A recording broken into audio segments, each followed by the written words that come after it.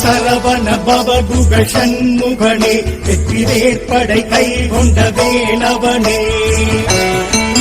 மயில் சேவக் கொடி கொண்ட சேவகனே, முத்துப்பரங்குன்றம் முருக பெருமானே, திருச்சீரலை வாயெழும் அருமுகனே, சூரசம்ஹாரம் பார்த்து மகிழ்பவனே, நிலை பன்னீர் திருநீரில் குளிர்பவனே, திருச்செந்தூர் பதிவாழ் திருவருளே,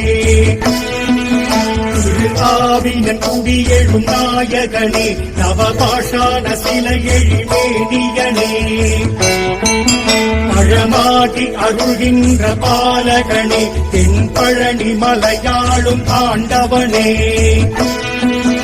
ஐராவத வாகனம் உடையவனே, முருகேசனே முத்து குருவரனே,